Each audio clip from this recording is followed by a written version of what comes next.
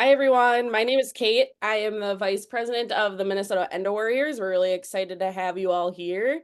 And we're excited to have Eric Heegaard here with us tonight. So thanks for joining us. Great to be Um, here. yes. So I'm just going to tell you guys a little bit about Dr. Heegaard. So he's an OBGYN at HCMC in Minneapolis. He's been in practice for 20 years. Has it been more than that now? That bio is pretty old. He Let me grew, think. It's 26 years. wow, 26 years. Yeah. that's crazy.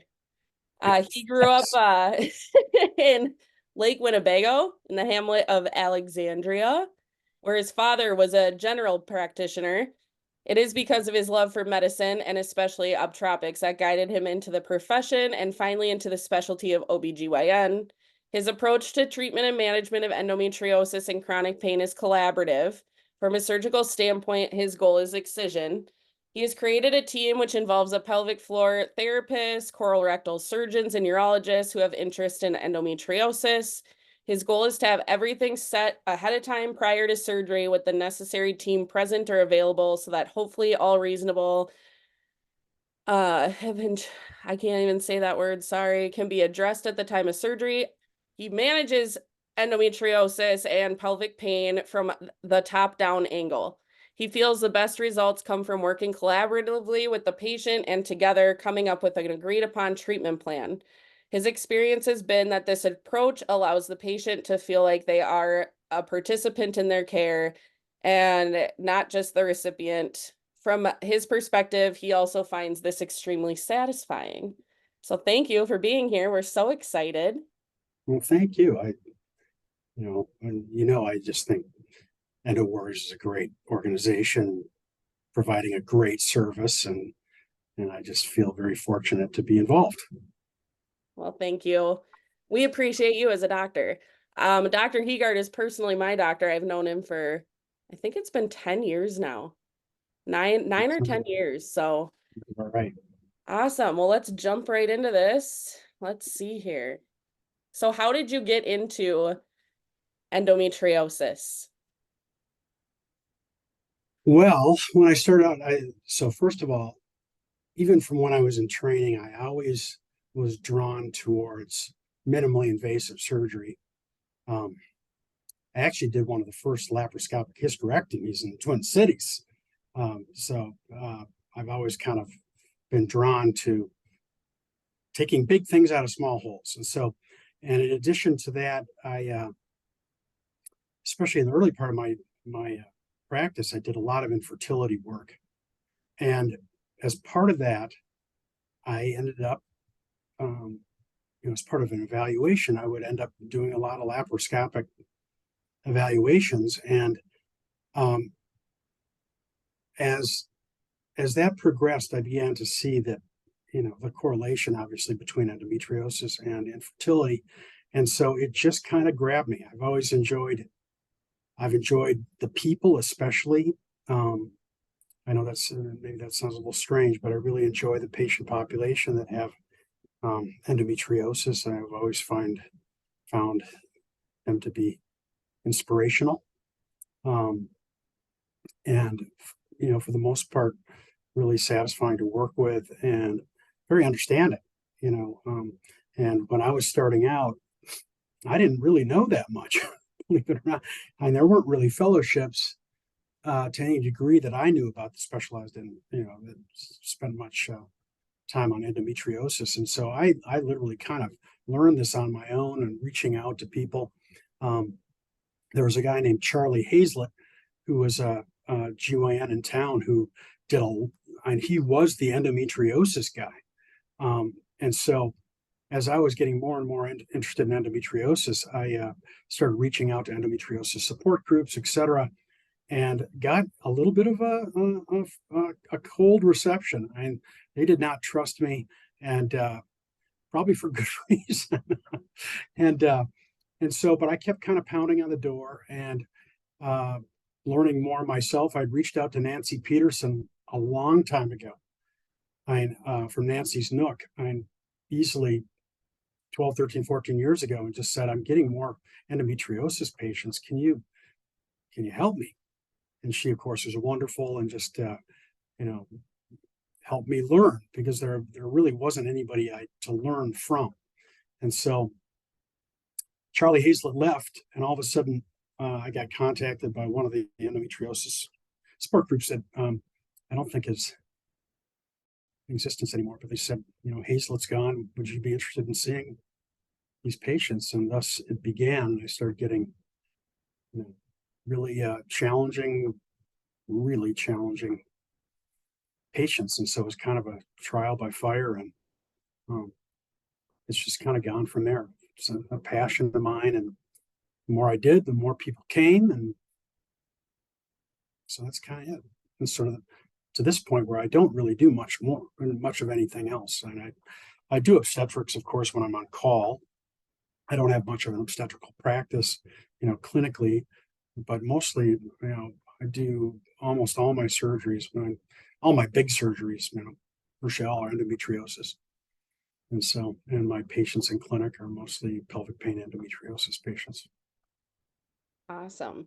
So you work at HCMC. What is the best way to get an appointment with you? How does the process at HCMC work? Well, you got to call the number 612-873-6963, and it is frustratingly sometimes long to talk to somebody, but you just talk to one of the receptionists and they start the process of getting you scheduled. Awesome. What has working at HCMC allowed you to do? Like teaching others, providing care to underserved communities. I know me and you have talked about. Yeah. Well, I always, the more endometriosis I did and the more surgeries I did, I sort of felt like this was something that needed to be taught more. And one experience was that there wasn't really any education beyond just kind of recognizing the obvious powder burn endometriosis and endometriomas. And, that's pretty old world. And so I got to the point where I really wanted to teach. And so I spend, every time I operate, I'm operating with residents who, for the most part, are pretty interested in endometriosis. They know much more than I certainly did when I started out. And so I really enjoy the teaching aspect of it. It's challenging. They're very smart, and it's really a passion of mine. I really want, I my goal is that no OB/GYN that trains with me is ever going to tell somebody they've got a negative laparoscopy if they've got endometriosis in there. Which I think is one of the more tragic things that can happen. And they know where to look and they know what to look for. And to varying degrees, they they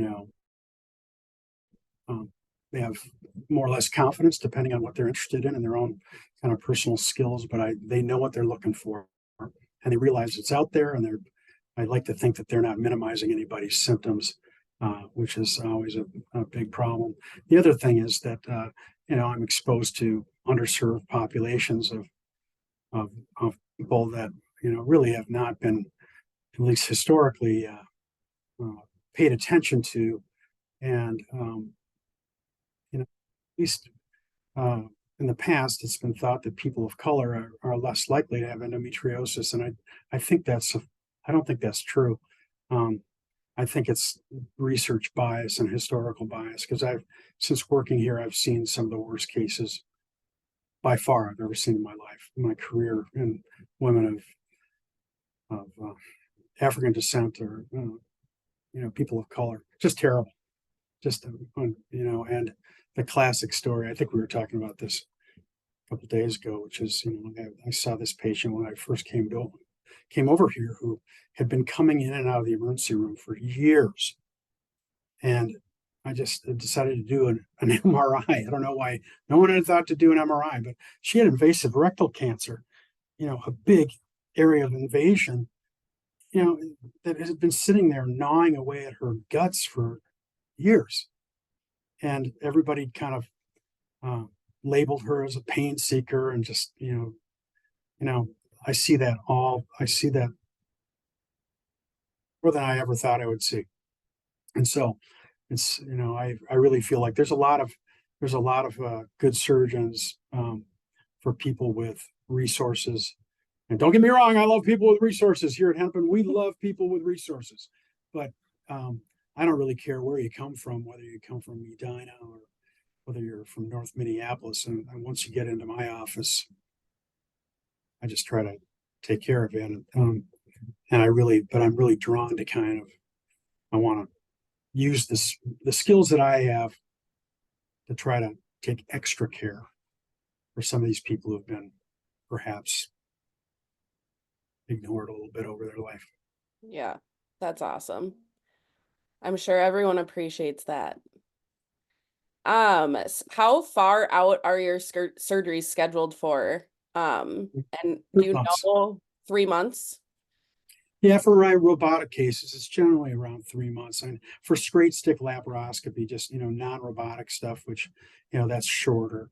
And I'm pretty selective about who I decide to do that with. And my goal is always to go in and cut it out and you know, get out whatever I see. And so a lot of times by the time I've seen people, they've had, maybe a couple surgeries, they've got more severe disease. So I end up doing, the vast amount of my surgeries robotically. But, if I have somebody who hasn't had a lot of surgeries and they don't have any, anything that makes me think they've got deeply invasive disease or whatever, you know, I'll do straight stick laparoscopy and I can excise that disease with that too. And that's usually not, maybe I'm a month and a half out for that. Okay. How long is the wait time for like a new patient to see you? I don't know. That's okay. That's okay. Anybody out there tried to make an appointment? I think it's a couple months. Okay. Okay. I know I made an appointment with him recently. I think I saw you about a month ago, and I think I had to wait about 3 or 4 weeks to see him. Okay. So, okay. Next question. Also, I just want to tell everyone on the call too, if you guys have any questions. So someone said I called end of February and got in early May as a new patient. And it sounds like someone else just requested a new patient appointment and you're booked out to May. So there's our answer. I was already a patient, so maybe that's why I got in a little sooner. Also, I just wanted to say if you guys have any questions for Dr. Heegaard, you guys can throw them in the group chat and then we will answer them at about 8 o'clock. We'll start getting into those. So we'll make sure we try to hit as many of your guys' questions as we can. I am gonna have Alamanda take over for a little bit so you guys can meet Alamanda here too. She's also on the Minnesota Endo Warriors board. While she pops on and gets set up, I'm just gonna ask you, do you have a team of others like nutritionists and PTs that you work with at HCMC? Yeah, we have great physical therapists, really, committed physical therapists. We have great urologists. We have great general surgeons. I'm really world-class people. I have a colorectal surgeon that I've developed a relationship who is, again, world class, and she cares about endometriosis, and that's a big deal. And you don't want just, if you're a hammer, everything can be a nail. And, it's one thing to be skilled surgically. It's also another thing to be that way and also care about, people are suffering, and she really does. And she's gone out of her way to help me with complicated things. And so, nutrition, I'm working on that. There's things that, the main things, again, just having surgical backup and physical therapy. That's where we're pretty strong. Medical pain management. We do some of that. Interventional pain, we have that.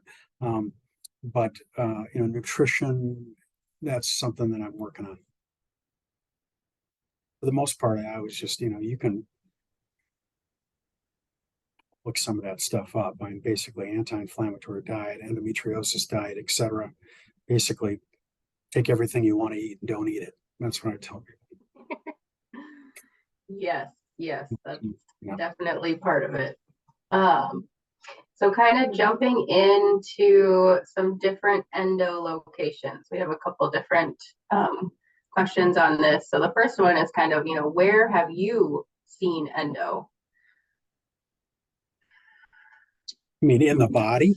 In the body, sorry, yes, like throughout, obviously the pelvic area, but elsewhere. Well, just I've seen it.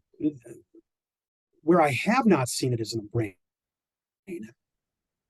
Never seen it in, I've seen thoracic endometriosis and certainly diaphragmatic endometriosis. I've never seen cardiac endometriosis.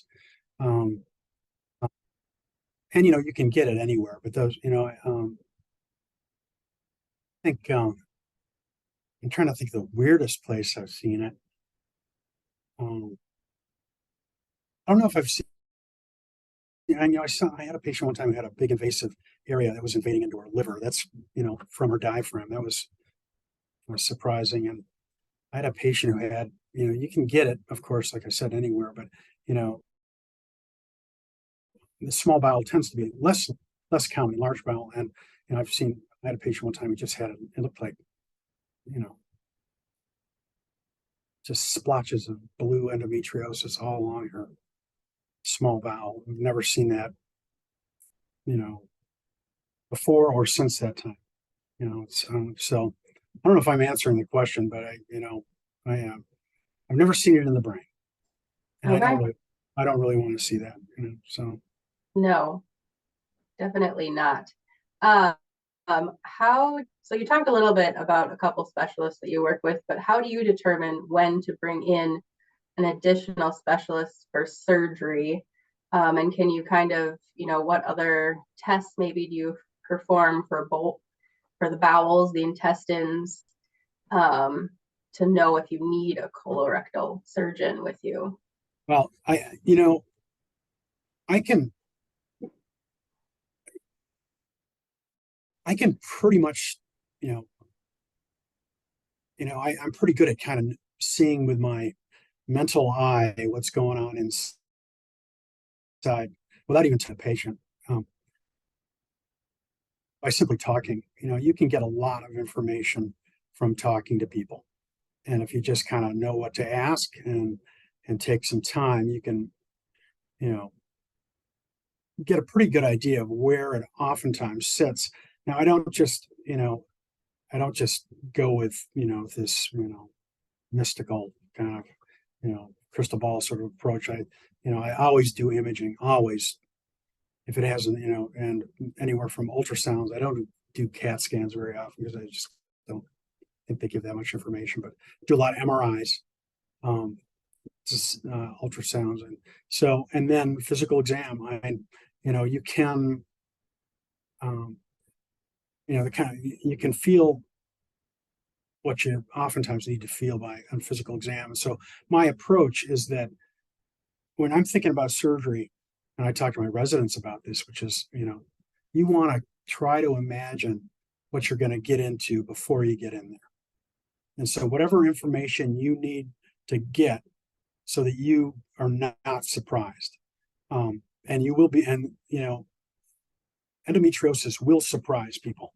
But with if you talk to people and you get good imaging, it's much less likely to go in and find something that was just completely unexpected. And so now, I've got, the surgeons here that can jump in if there's a problem, but I really try not to.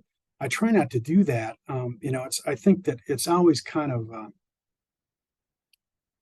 sounds nice to say, oh, if I have a problem, I'll just call in colorectal. And that is nice. I don't have that luxury because the colorectal surgeon isn't here all the time, but, other people I certainly can. But, my feeling is having done this long enough and no surgeon wants to be surprised and no surgeon wants to be called into a mess. And so, whether you've got a colorectal surgeon sitting across in a different room, the last thing that they want to do is to you know, in the middle of their case, have you call and say, you know what, I've got a big rectal nodule. You want to come and taking that out. That's not how to give the best care.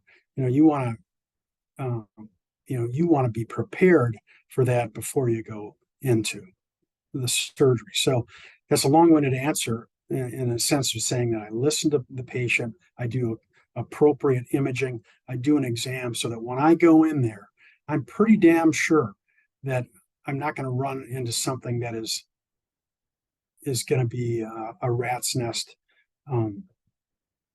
that I can't deal with. But it happens sometimes, but not very often. So, and I gotta be careful and selective and respectful to my colleagues in terms of not, when you pull people out of other cases, that's doesn't breed goodwill. You want to have a team. Yeah, definitely. So lots of prep basically to understand what you're getting into. So the next question is kind of related to that, but is it possible to rule out or identify adenomyosis prior to surgery for endo? Yeah, absolutely. One thing I tell people is you can't rule out endometriosis from imaging or adenomyosis either. So and I try to tell people this, if I do an ultrasound or MRI or whatever, I'm not trying to diagnose endometriosis because usually I'm pretty confident that they've got it. If I don't think they've got it, I generally won't even be doing, we'll be going down a different path. But and so, the thing in my mind is that is the imaging going to show me something that is more likely to be stage 1 or stage 2 versus stage 3 or 4? And so, imaging will not rule out endometriosis or adenomyosis. It can basically diagnose endometriosis, even though the classic diagnosis is, surgical pathology. But if you do an ultrasound or an MRI, it shows a big endometrioma, and those are pretty ovarian endometriosis. That has a pretty classic picture. And so, if they have it, you can, if they have those cysts, those endometriotic cysts, you can pretty much say they've got endometriosis. Adenomyosis, sometimes, it is so obvious on imaging that you can be pretty dang sure that it's there. So yeah, you can make the diagnosis a lot of times ahead of time, which is why, we call it presumed endometriosis. So you don't necessarily, if you're trying to manage somebody's symptoms, you don't necessarily have to, you can go ahead and proceed with managing pain, etc., without having to operate. Okay. And then moving on to another body organ system. So the bladder, ureter, and kidney involvement. Do you have a urologist that will come in, if those are affected, or is that something that you can manage? Well, yes, I have urologists that can come in. And again, I try not to have that happen, but I had something like that last year, which just didn't see it, the imaging, and she had a big invasive nodule on her bladder. They came in and cut out about a third of her bladder, and at the time, so yeah, and just wonderful, gifted surgeons and willing to help out. But again, I'm just going to come back to this idea is that you can only be,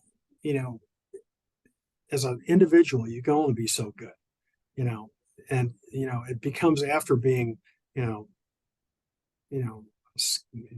competent surgeon, then it comes to the people around you that you team up with to try to give good results. So yeah, absolutely. Okay, so now we're going to try to talk about, or have a few questions on related to the sister disease of adeno. So let's see here. So the question to start off with is, a hysterectomy or partial hysterectomy for adenomyosis. What are kind of the pros and cons, in a younger patient versus maybe a middle age patient? And how would you kind of go about recommending that? Well, so this is my approach because I'm somewhat simple-minded about this stuff. But, when I'm talking to people, I basically say, whether you're talking about endometriosis, adenomyosis, or other pelvic pain conditions, with endo and adeno, we're really talking about they cause two main things. One is pain and all its different manifestations, and the other is, sometimes people have trouble getting pregnant. So fertility kind of issues. And in my mind, what you decide to do depends sort of on what their priority is. So, if you're trying to help somebody get pregnant, that's a different decision tree than if you're trying to manage pain. So what I'm coming back to is just because somebody has adenomyosis doesn't mean you have to do anything. And there's probably, I don't know what the percentage is, but there's probably a significant percentage of people with adenomyosis that have it and they don't even know it.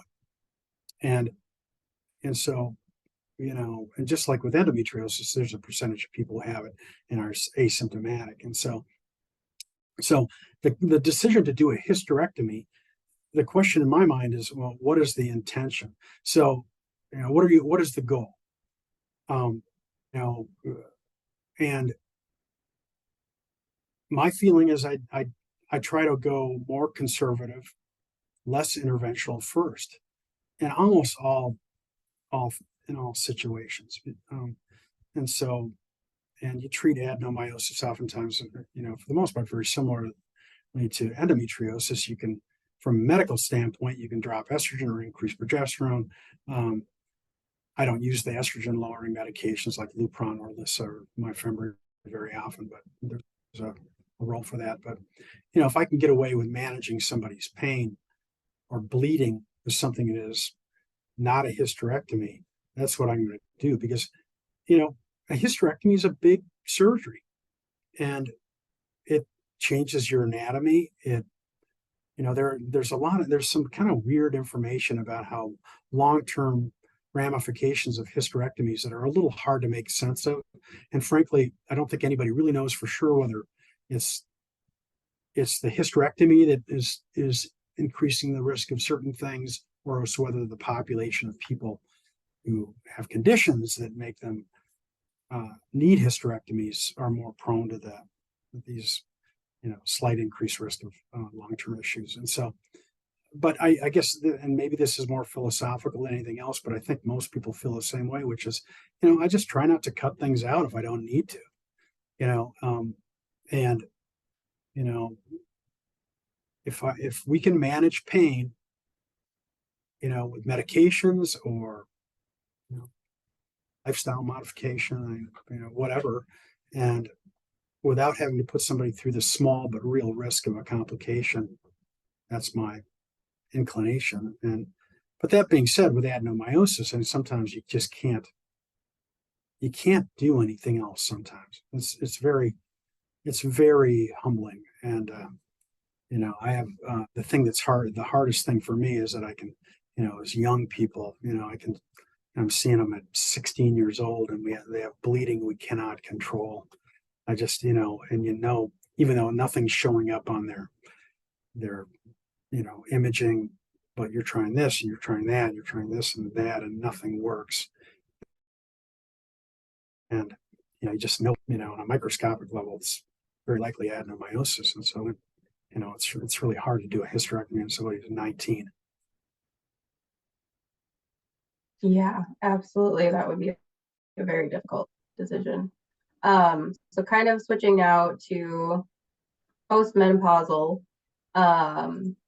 we have a question about, any advice for a 70-year-old who's still suffering with stage 4 endo.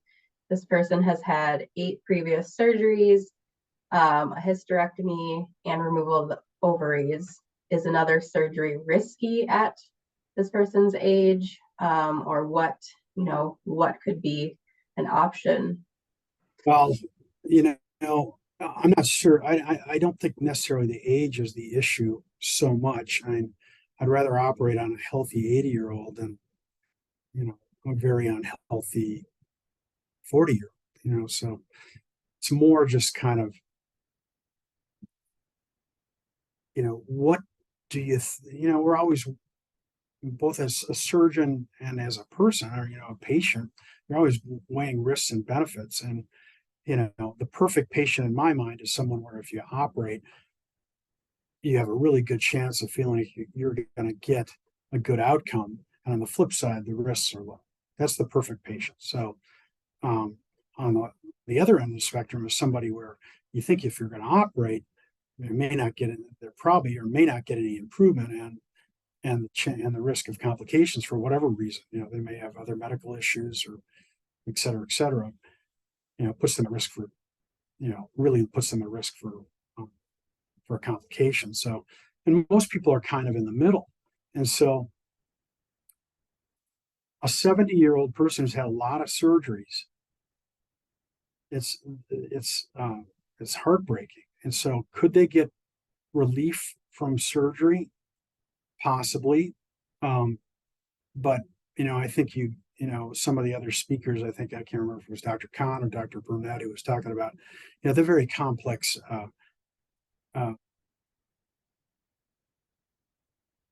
spectrum of nerve pain that has to do with people, who have had pain for a long time. And, and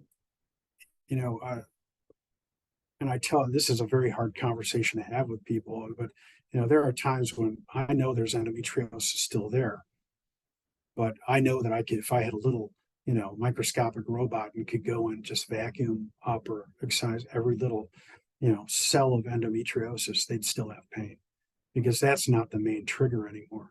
It's central sensitization, and the nervous system has just been rewired in there. Nervous system is is on fire. It's like a Christmas tree, and so for the 70-year-old who's had all these surgeries, it'd be, you'd have to really balance that, because I think that over that much time, its nerve pathways are pretty deep, and so it may be kind of limited gain, but sometimes it's the right thing to do. Yeah, but probably try and address the centralized pain with PT first, just to see if that's can offer some benefit. Yeah, because you got to look into the, you've heard me talk about this before, and what's the and going on?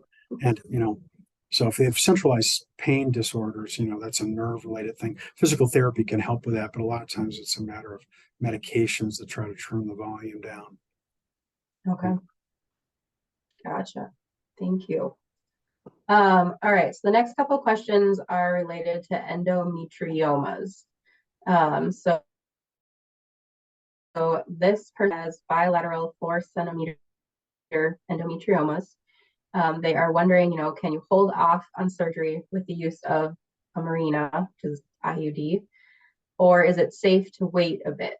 There's no other pain, no pain other than during menstruation.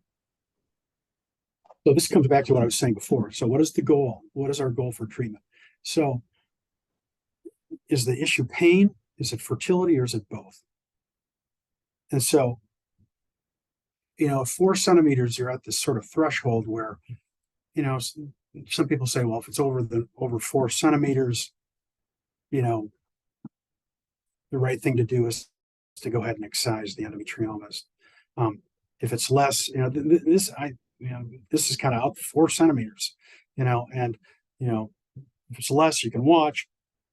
If it's more, you should go and operate. My question would be, are you trying to get pregnant? Okay, so if you're not, then we're just focusing on pain. If you don't have pain, then what are we going to do with surgery? Am I going to operate on somebody who doesn't have pain and make them have less pain than no pain? No. You're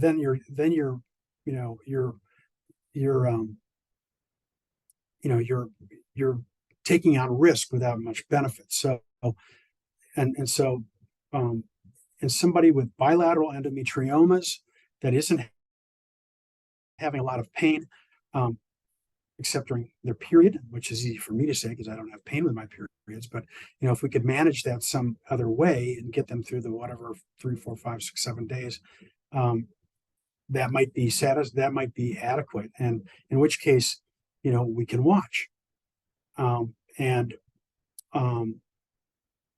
follow up an ultrasound or MRI every 6 months or something. But I'm kind of conservative like that because if they're getting significantly bigger, then you should take them out. But they're pretty stable and there's not much pain. They're not trying to get pregnant. You make an argument for watching. Okay. Yeah, and that probably partially answers this next one. So this person has stage 4 endometriosis and they have a 5-centimeter endometrioma. But once again, their pain is not there all the time. So they likely, do they need surgery or can they avoid it? Which you kind of went over, depends on the goals and the pain level. Right. So, let's just take 2 scenarios. Somebody with a 5-centimeter endometrioma that doesn't have pain. I would be really, and wasn't trying to get pregnant. I'd be, and with a history of stage 4 endometriosis, and you're just for somebody who has no pain, you're just taking on risk without reward in that situation. And somebody with that kind of disease in their pelvis, the risk of a complication is real. And so, I'd be inclined, and I have people with bigger endometriomas than that, who sometimes we're just watching. And what's the worst thing that could happen? It'll grow, in which case, the decision might be easier. They could rupture, which, would cause a lot of pain. It's rarely dangerous. And it's not very often, but it could cause a lot of pain and be scary. But that's, probably not going to be dangerous. And, the other thing we talk about with ovarian cysts, well, the risk of torsion where things twist, that's actually less in endometriomas because they tend to be stuck down. So if there's anything positive about endometriomas is that they tend to kind of get glued down a little bit. So they're less likely to twist. And so, the risk of watching something that's on the borderline and somebody doesn't have pain as well, that might grow, in which case the decision to operate would be easier. They can rupture, which would be scary. Probably not a surgical emergency, possibly, probably not. And it's unlikely to twist. And so you'd have to balance that. If somebody's got significant pain, that's a different story. And then that makes the decision easy. So I do a lot of sort of, dragging that sometimes because the risk of recurrence of endometriomas is not insignificant. And you're going to impact somebody's ovarian function almost invariably. And sometimes that's the right thing to do, but that's just, to me, it's just not very out. There's a lot of kind of wiggle room in there where you just got to figure out what your goals are. Gotcha. Yes. All right. So now moving on to medications. So you mentioned a little bit about obviously turning down estrogen or increasing progesterone. So this question kind of relates to thoughts on Lupron as the first one. And then the second one would be, thoughts on progesterone only birth control for symptom management, or kind of, what would be the progesterone options? Progesterones, there's a lot of different options. There's pills, there's just regular combination birth control pills. And they, for many people, usually by the time I see people that hasn't worked, but for many people, just regular combination birth control pills can be really helpful. But it's not because of the estrogen, it's the progesterone, it's the progesterone effect of birth control pills that suppresses endometriosis. And but then there's progesterone only pills like Micronor, there's Slind, these are different types of progesterones, and some people do really well on those. There's higher dose progesterones like norethindrone, injectable progesterones like Depo-Provera, which I don't use very often, injectable or implantable progesterones like Nexplanon, which I also don't use very often, and progesterone IUDs. And they can, for each particular person, sometimes you can get breathtaking, kind of jaw-dropping responses in some people if you find the right one. Some people on the other end just don't tolerate progesterones. It doesn't matter what kind you use, they just don't do well on them. Some people don't, they philosophically or from religious standpoint don't feel comfortable going on anything like that. There's a lot of progesterones, and again, in my mind, I'm going to keep coming back, and I'm going to keep banging this home. Is that when you're trying to figure out how to manage somebody, is what are your goals? Are you trying to manage pain? Are you going to try to help them get pregnant? Or are you going to do both? Because if you're going to try to get them pregnant and manage their pain, a lot of times that's surgery. But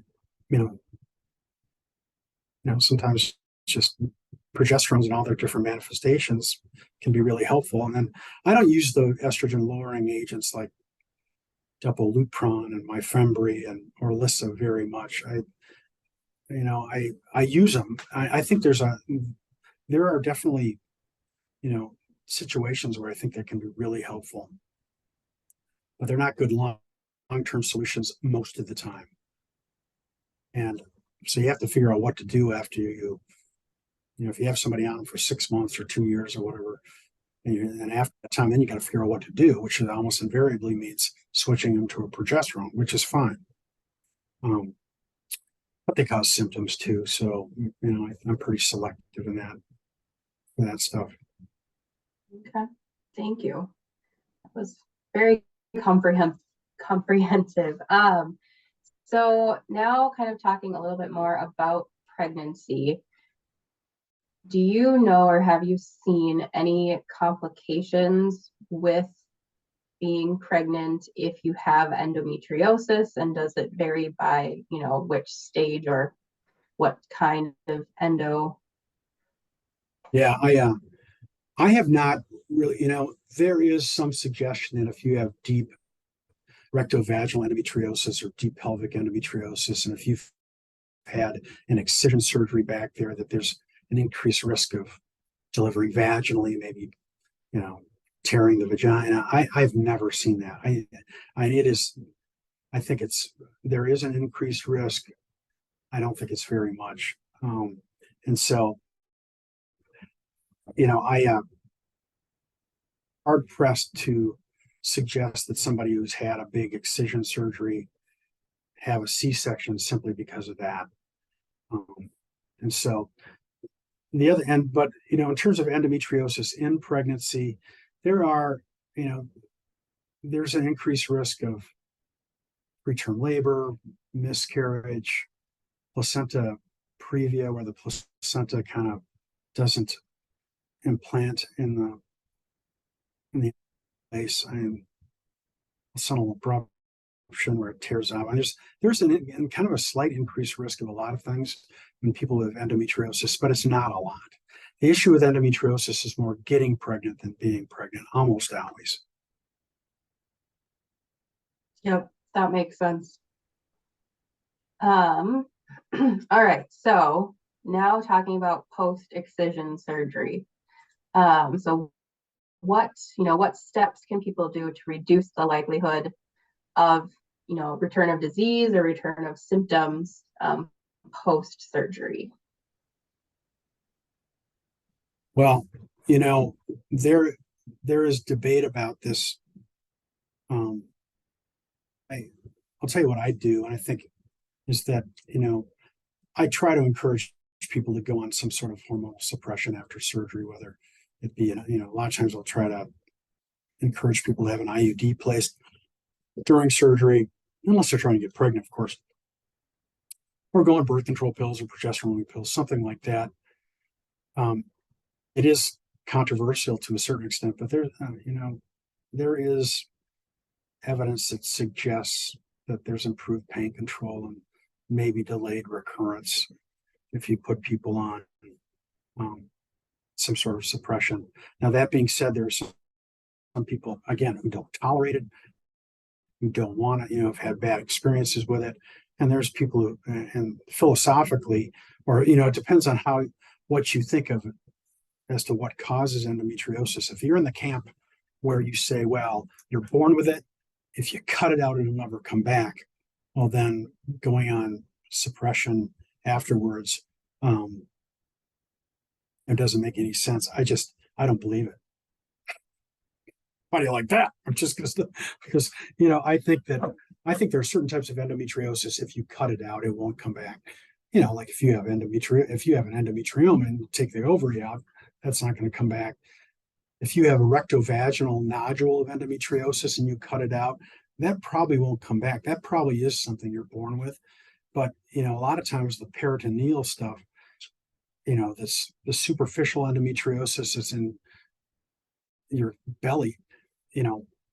I don't buy the idea that won't come back, and I'll tell you why. Because I've operated on people who have been operated by the great luminaries of our profession at some of the best centers in the country, and I've found endometriosis. And I've operated on myself, and I know exactly where I operated. I can see the surgical margin, the scar of the surgical margin where I operated before, and it's there. It does recur. It can recur because we don't even know exactly what causes it.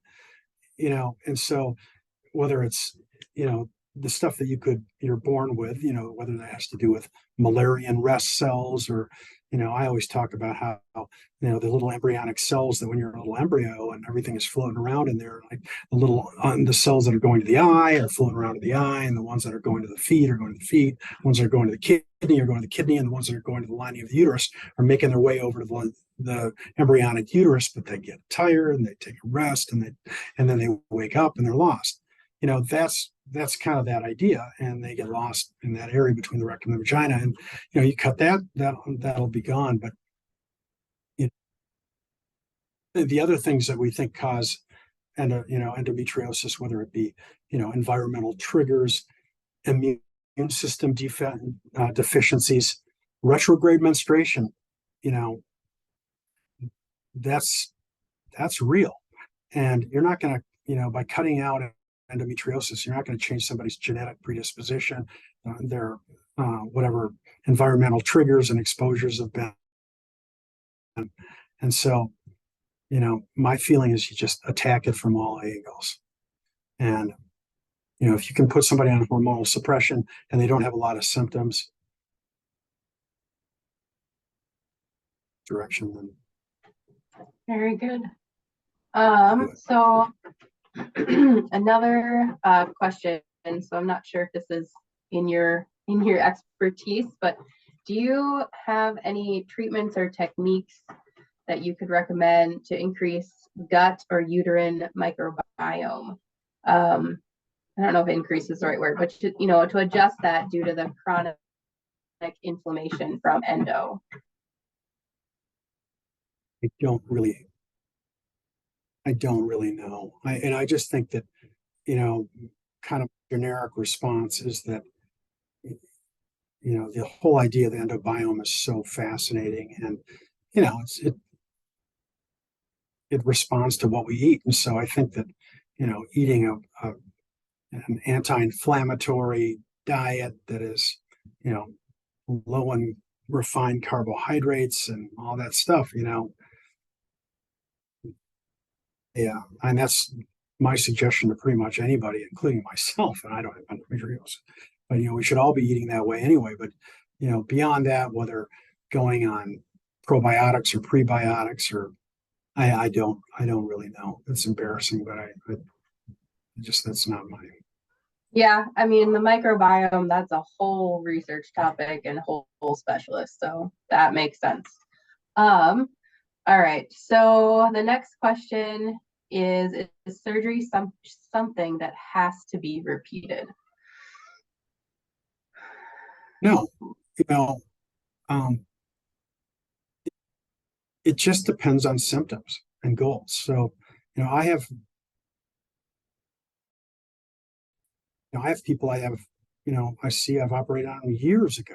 Their symptoms aren't too bad. What is our goal? Are we trying to manage pain, or are we trying to get pregnant?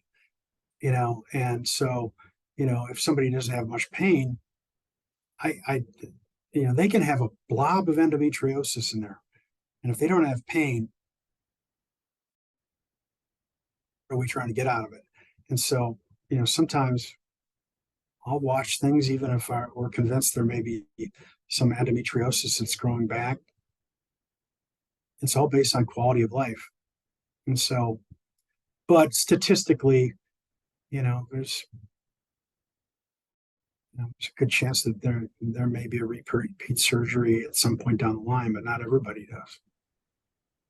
What kind of is the average length, what do you think, between the need of excision surgeries?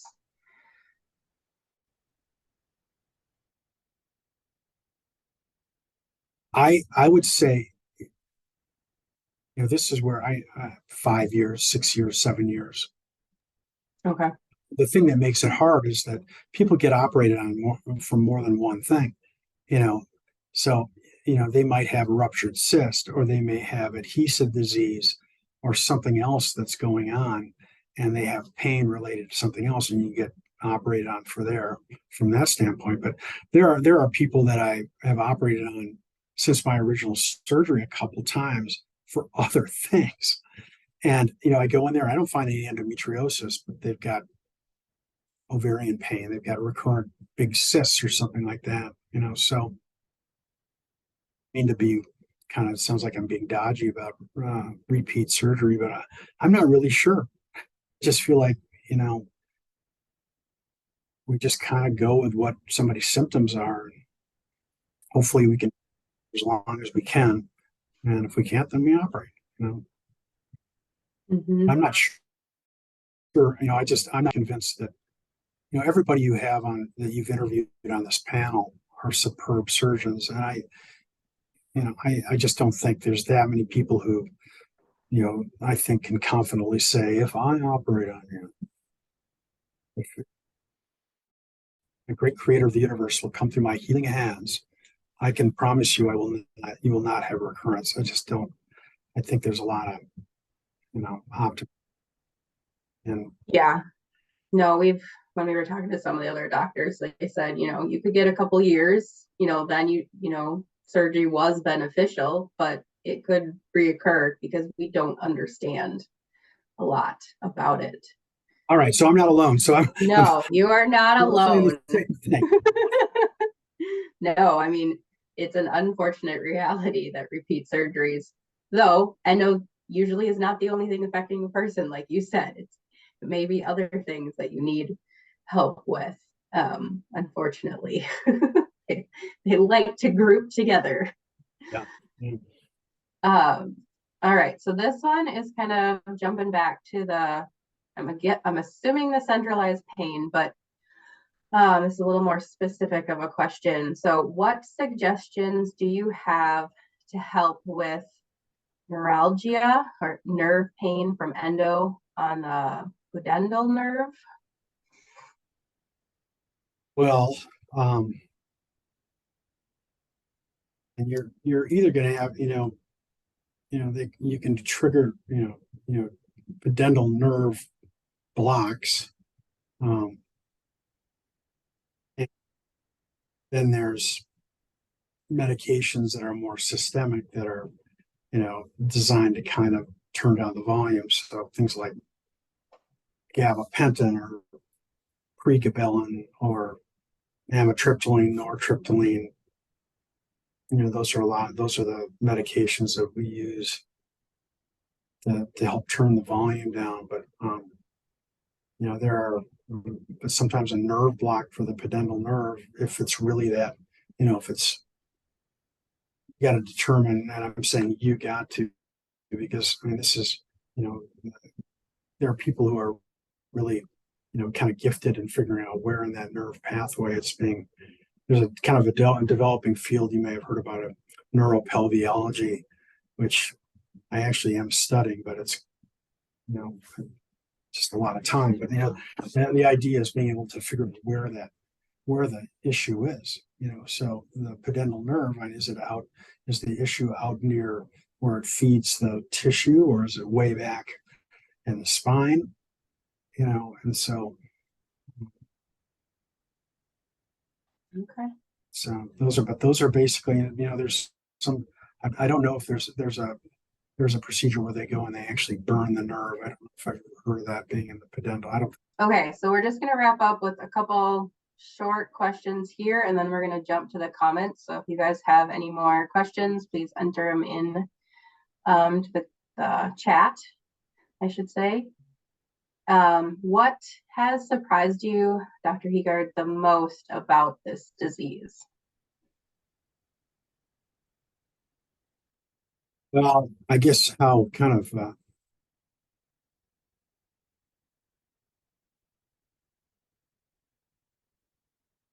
longer I do it, the more kind of humbled I am. It's just like how, in my mind, it is a part of something else as opposed to being a singular thing. It's been something that's just kind of developed. Really got to be thoughtful about, especially when you're talking about operating. It's just what part of the whole pain picture is the endometriosis, playing, because, especially when you're maybe younger and maybe confident that maybe you should be, I don't know, but you think that if you can just cut it out, it's gone. And then you realize it's so frequently more complex than that. You got to really be thoughtful about that. So I guess the thing that's more so is surprising and humbling about it is just how complex pain is, and increasingly complicated it seems like. And maybe you example, people get, they disappear and, they feel great. And Yeah, that's probably partially true. Any new research that you are aware of on endo, either in the development or treatment of it? And then, is there anything new? What's like the newest thing you've learned about endo? well, I think I don't know of any, to me, the ultimate thing would be able to just turn off the, gene expression, or, whatever mutation that, and, they're, as they're coming up with, they've discovered different gene mutations that, put people at an increased risk for endometriosis, but I have not seen that they're at the point where they can turn these things off yet. And so that, to me, that's kind of the hope that in the future we can just, do some sort of gene editing for that. I think that's a ways off. Other than that, in terms of new medications, I know there's medications that have been, are coming out, but it just nothing seems that impressive to me at this point. And but I think we're on the cusp in terms of genetic medicine. You're seeing this happen. And, it's not going to be too long. I don't know if they've done this yet, but they're going to be, gene treatment for sickle cell anemia. They're going to just do, some bone marrow, gene editing, and sickle cell disease will be gone. That's amazing. Awesome. Yeah. So at some point they're going to be able to turn this off, and that's, but 5 years, 10 years, I don't know. And I don't think it's necessarily going to be that long. I hope not. Yeah, I have a lot of hope for my daughters. The same thing with nerve pain and stuff. It's just, if we didn't have pain with endometriosis, what do we, if we can manage this pain, and the whole kind of field of pain management is so frustrating, but something that we can give relief. Yes. All righty. Thank you very much for that. We are going to jump over to the chat. So we've got a few questions. Some of them are a little bit of a follow-up on other ones we had asked previously. So the first one here, question 1, when you are looking in the body for endo, do you always look in the diaphragm, or are there symptoms that would let you know to kind of check that spot out? Always look at the diaphragm. So, I kind of systematic way of, as soon as we pop into the abdomen, we look up at the diaphragm. It's the first thing, the liver, the diaphragm, the stomach, the whole upper abdomen.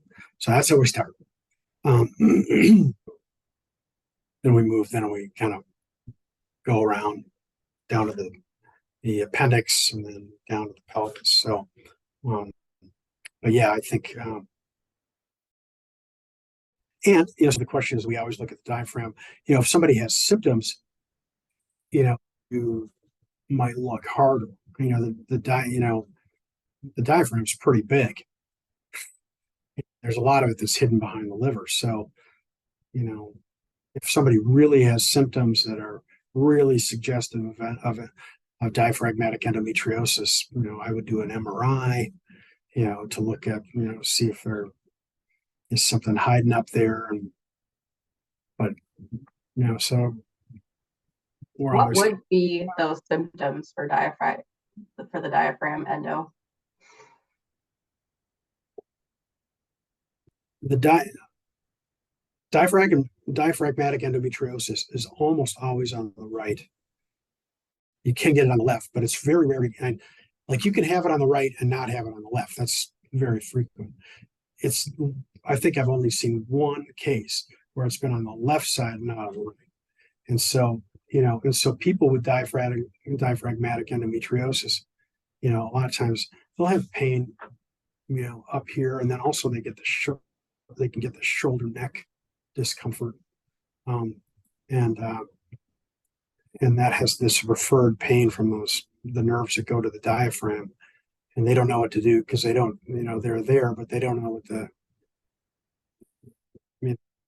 diaphragm is not, the nerves there are not supposed to detect pain, but they detect it.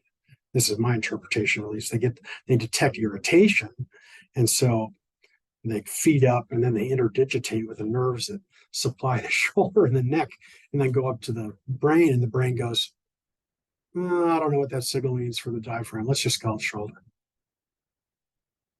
That's what happens. Let's just call it shoulder pain because they're all connected. So a lot of times, people will, just like when you have surgery and you have gas left over in there, you get that gas pain. It's not, it gives you that shoulder discomfort as well as the abdominal pain. It's the same thing. And so if you have somebody who's got, especially if it's cyclical, so they have their period and they notice this neck pain, shoulder pain, you start thinking about that. Interesting. And then follow-up question, when you found endo on the liver, were you able to excise that out? Sent that person to a liver surgeon. Okay. Yeah. Liver, but this wasn't just a little sprinkling of endometriosis. This was like, we all looked at it and we're like, oh my God. Oh no. It's invading her liver. We're not going to touch that. So yeah. Okay. Transplant surgeon. Oof, yes. Is it common for patients to have no symptoms the majority of their life and then suddenly have symptoms?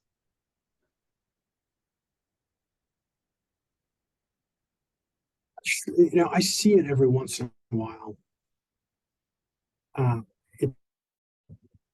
Usually, the classic story, and I think that most people have endometriosis with pain, they look back retrospectively and they go, yeah, oh yeah, now that I know this is endo, yeah, I did have it when I was, and most of the time they have symptoms when they're teenagers. So, but, so usually they have this kind of pain that's been there. It's kind of, increasing over time. But I see it, I see it, occasionally where people are just doing fine, and all of a sudden it shows its head, and I don't know exactly why that happens. Sometimes if they have endometriomas, it might be that the endometriomas rupture, and that's what causes the pain. and you get the inflammation after rupture. And, you know, that's the thing that triggers the pain. So, but yeah, it happens. I don't have a good explanation for it, but the universe is a wild and mysterious place, and so is the abdomen. Yeah, absolutely. All right. Which is why you just can never say no. You know, Yeah. there's girls have it, prior to getting their periods. You can have it when you're postmenopausal. It's just you got to always be thinking about it. Mhm. Yep. On this, let's see here. Oh, is there a way to do testing or imaging to determine if there's endometriosis on the bladder before surgery? Yeah, an MRI is pretty good at that. Okay. So you Awesome. can see, if somebody's got symptoms. I know a lot of people, with endometriosis will have bladder symptoms, and they really have, impressive symptoms. You get an MRI and that can sometimes show significant invasion, significant disease, and then you get your urology colleagues involved, and so everybody's prepared. Nobody's surprised. Yes. If superficial endo has moved to the chest area, how is it detected and treated? Well, so, when you're talking about thoracic endometriosis, especially, you know, you, for the most part, you would, I think most people would treat it medically first. So dropping estrogen or increasing progesterone, and, to try to manage the symptoms like that. So, if it's superficial endometriosis in the thoracic cavity or the chest, you may or may not, you probably wouldn't see it with imaging study. You might, but so you're just treating, again, what are we doing? We're trying to help somebody get pregnant. We're trying to manage their pain.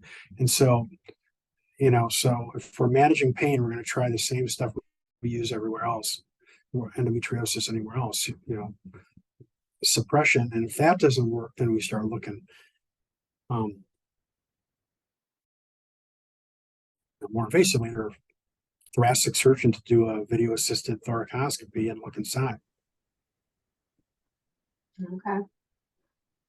Yeah, but then if they've got superficial endometriosis on all over their chest cavity, and they're not going to be too excited about trying to, get all that stuff out of the chest cavity. They're not going to do it, so then you end up, making, if it's concentrated somewhere, they can cut that out, and then but it's really complicated. There's this type of endometriosis that I don't know if it's actually, we call it kind of like, we call it miliary endometriosis, like tuberculosis, just like little seeds of endometriosis, just like it's like someone who's taking a paint gun of little seeds, and you can't cut all that stuff out. So, a lot of times you're just trying to manage it with medications. Gotcha. All right. Let's see here. So the next question, it looks like I think it's two. So would you plan to take out an IUD during surgery if someone is looking to get pregnant post-excision? And how long do you need to wait until after surgery to start trying for pregnancy or to start the process with a fertility specialist? Recommend you wait until you leave the hospital.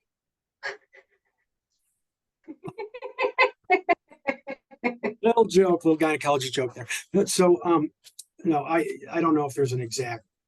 I usually tell people to wait 6 weeks, and then they're good to go. Okay. Yeah, I was told 1 cycle, and we got pregnant. So, your best chance of getting pregnant after an excision surgery are in the first 4 to 6, 8 months. So you want to. That's why if you're trying to. If somebody's trying to get pregnant, their symptoms are too bad, and you're trying to time when you're going to do surgery, that's not somebody maybe you want to operate 2 years ahead of the time when they're trying to get pregnant. you know, because the first surgery is probably going to be the most effective from fertility standpoint. Gotcha. Okay. All right. Next one. How much time do you recommend for recovery after incision surgery, particularly for someone with a physically demanding job? Well, it kind of depends on how the surgery goes. And, usually I'll say 2 to 4 weeks.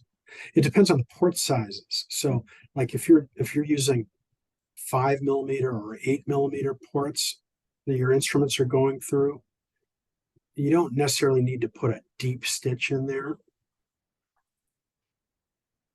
But if you have something that's much over, 11 or 12 millimeters, you got to put a deep stitch in into the connective tissue to keep a hernia from forming. And those people, they cannot lift for more than for 6 weeks. So, if you have something where if you're doing a lot of lifting and you have a bigger laparoscopic incision that has a deep stitch in there, you're going to have to take more time off. But with this incision sites, and 2 to 4 weeks is usually, even if you're lifting, a fair amount. Okay. Let's see, you're going to jump down to question 9. So do you work with pain management, or do you recommend a pain clinic or any mental health professionals? We'll start with those two.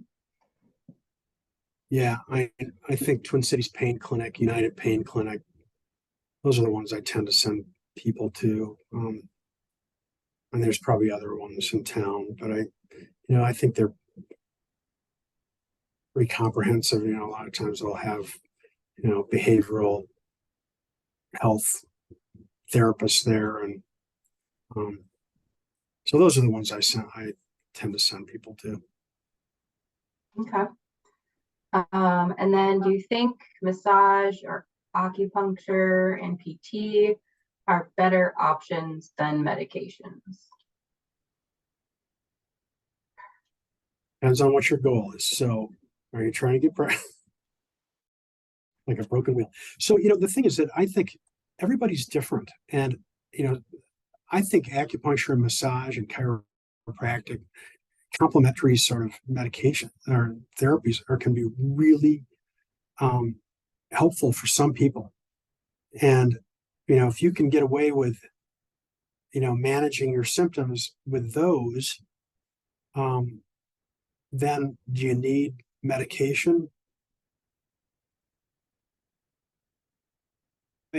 My feeling again is it would be more one of these situations like if I had somebody who, we did surgery and I tried every form of progesterone available, they can't tolerate it.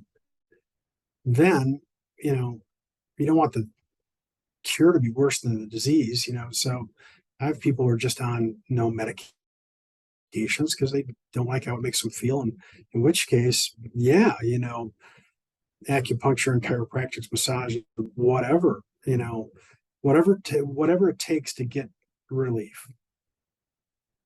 But, my feeling is I'd use everything, in a perfect world, I'd have people on suppression and I'd have them doing acupuncture and chiropractics and nutritional therapy and whatever. Yep. So this question is about endometriomas. If they are having kind of stinging pains on the left side where that endometrioma is, do you think that's a symptom of, I'm assuming, the ovary twisting? Or that it could be, probably not though, because twisting of the ovary, torsion, is usually an abrupt dry pain. Like you're sitting there and the pain literally just hits you, boom, and you are on the floor. That's torsion. So something that's more of a dull or persistent pain is less likely to be that. It's more likely, in my mind, to be either that the ovary with the endometrioma is, usually they're stuck down, so it's expanding or pushing against adhesions that are surrounding it. The ovary is usually about the size of a walnut. It moves, it swings like a tennis ball on a string, and it allows it to expand when you've got a cyst, an egg that you're going to release and then contract. But if you've got an endometrioma, that's almost always associated, especially if they're bigger, with inflammation and scarring, so they're stuck down. And so that swelling ovary is pushing against something that's not allowing it to stretch. And then it's also pushing against the sidewall, pushing against the nerves. It's irritating everything. So if it's a burning pain, that's kind of a classic nerve-related pain. So that's my guess. Okay. That'd be nervish. Okay. Could it be some adhesions too, maybe? I don't know. I'm just thinking stinging, perhaps. Yep. Yeah, there's the adhesions irritate the nerves, and it's all, kind of part of the same. Mm-hmm. Yep. Alrighty. Question 11. So if you have someone who's traveling for surgery, how long do you recommend they wait to travel by car after the surgery? I get a fair amount of people from the Dakotas, and they'll leave the next day. Sometimes they leave the same day. I think that's a little, but those people are tough out there, so it just depends on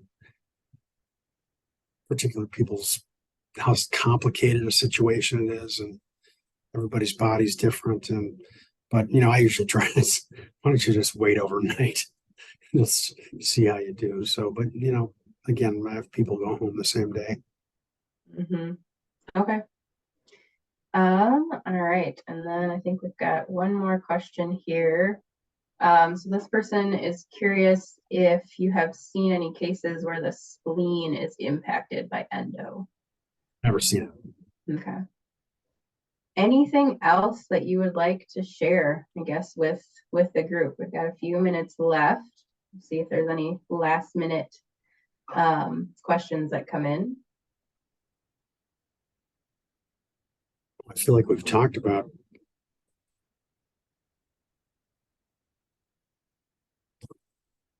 a lot of stuff here. I guess, I just think we're lucky, and, kind of Minnesota Endo Warriors, and, that there's support groups now where people can get informed. And, I think that, having someone operate on you that has some, experience in the surgeries. And, when I'm talking, I've talked to some of my residents who are, go to practice out in the communities, and I tell them, I don't think there's anything wrong with doing a diagnostic laparoscopy. So this is just something to think about. So if you're out somewhere and, and coming in to see one of us for a more comprehensive evaluation, it's just maybe not easy, and whatever, and you have somebody that you've worked with in your community, I don't think, there's this idea that I think is a little, I don't know. I just, that you should go to somebody who can just, do everything. And, I just think that what the most important thing to me is that somebody who operates knows what to look for. Whether they know what to do with it is less important, because if you can talk to your doctor, if you're out in a smaller community or something like that, and say, I'd like you to do a laparoscopy. I want you to take a lot of pictures, high quality pictures, because that's what I look at. And then you can come and bring that stuff in, and good pictures, I can look at it. That is really helpful. And I think diagnostic laparoscopy gets a little bit of a bad name, and I still, and I'm doing actually a little bit more of that myself, where sometimes I don't know what's going on. And I'll just say, well, it's not a risky thing and the person's a fairly healthy person, we can just pop a camera and a scope in there and look around and then see what we see. And then we can decide what to do, if we need to create a team. So, get your doctor to take a lot of pictures, good quality pictures all over. Awesome. All right. Let's see here. I think we've got Kate coming back for the end. Just got an additional question for you, and then we'll wrap things up. Thanks. I could not unpin myself. Oh no.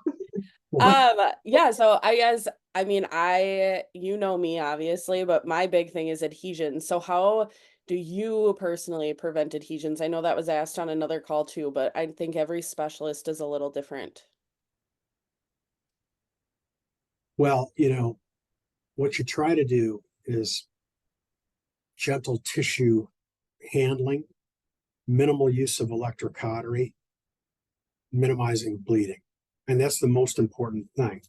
And so if you can do, so the first thing you try to do is just with your surgical technique is to just try to be gentle with tissue and,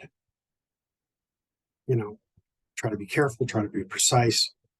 That's the most important thing. Now, problem is with endometriosis, sometimes it's just everything you touch bleeds. So, then you're just talking about trying to, the thing I always do, I almost always will tack the ovaries up. I'll put a dissolvable suture in to the ovary and attach it to one of the ligaments on either side. So it elevates the ovaries out of the pelvis. It dissolves in about a week, and then the ovaries flop back down. So, what you want to try to keep from happening is the ovaries getting plastered against the pelvic sidewall where you've done an excision. And so, minimum try to just elevate them away from there while it heals. And it takes the peritoneum about 5 days to just cover up. Also use anti-adhesive barriers like Interseed.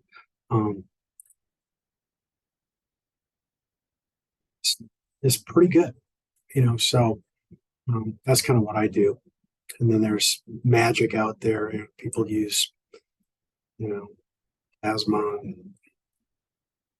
stuff like that, which I think there's something to it. I don't know if there's a lot of studies with it, but I think it works. It costs money. You got to pay for it. Well, they better have better research out there then if it's going to cost money. There's not. Yeah, of course not. Dr. Khan about it, because I was talking to him about it one time. What do you think of that? And he's like, eh. So, but that may just be this. People who are trying to trying to help people push the boundaries. That's what they do, and that's what that's why they're so good. And so, that's the rest of us are often trying to catch up with the people that are kind of on the vanguard. And so, I really appreciate the people that are doing that. Yep, absolutely. All righty. Well, I think we're kind of at the end of our time. Thank you all. Thank you, Dr. Heegaard, for joining us. Kate, any last words? Heegaard, Yes. I just want to direct you to the chat. There's a lot of people singing your praises over there. So make sure you read those. I don't even know how to do that. Oh, okay. Well, we'll have everyone jump off and I'll read them for you. There we go. Okay, I will tell you this. So one thing. I'm going to put a challenge out to you. I'm pointing at you. The Endo Warriors is to, make forays into underserved communities as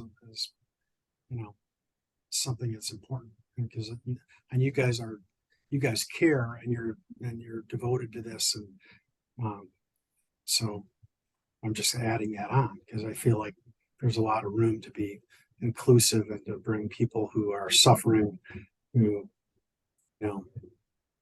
need to come in and be part of what we're. How do you like that? We're working on it. We're working on it. But you're gonna help us with that, right? Then I can. You know, it's, but you know, You're it's not just, busy enough, right? I just think, groups like what you're, Endo Warriors, is just, you're open to people and you're respectful of people that kind of reach out, and you can't do anything, you know, what more can you ask? And you can open the doors and let people come in and welcome them in, Yeah. and and establish trust, because for so many communities, trust is a big deal. For people with pelvic pain and endometriosis, trust has been, how they're treated in the emergency room, how they're treated by practitioners they dealt with their whole life. And then if you add on to that, you know other layers of complexity in terms of people coming from underserved populations who've been perhaps even less fairly treated than how unfairly people with endometriosis have been treated. Well, I saw a lot of doctors before I saw you, and I will never forget the first time I walked into your office and you walked in the door and you immediately start telling me like, "Oh, you have endo. Look at these pictures. I see it here," and blah blah blah blah blah, while another doctor told me I didn't. And then you stopped yourself and you were like, "Oh, I should maybe introduce myself." I'm glad I You did the just trick when jumped I right in. Well, I think the other thing, and this, is just the importance of advocating for yourself, for you guys, because the thing that when people have symptoms, the saddest thing I always hear is that the story of somebody, I've had all these symptoms, etc. I go and have a laparoscopy, and the person said it was negative. I can almost always find endometriosis. And if they've got the symptoms, you can find it almost always. And so, if you've been told, if you have all the symptoms and somebody looked inside there and said, "Oh, nothing," I advocate for yourself and push a little bit harder. Yeah, I think it's hard for people to do, but endo warriors are definitely very good at advocating for ourselves, I think. No, and again, thank you for what you do. You guys take time out of your lives, and this is important work. This is really important work. This, how some people are suffering, and it's one thing to suffer and have everybody acknowledge you're suffering. It's another thing to suffer and have everybody think you're just complaining. Yeah, definitely. Well, we Yeah. appreciate you. We appreciate everyone getting on the call and spending your night with us. Yes, thank you. Thanks, everybody.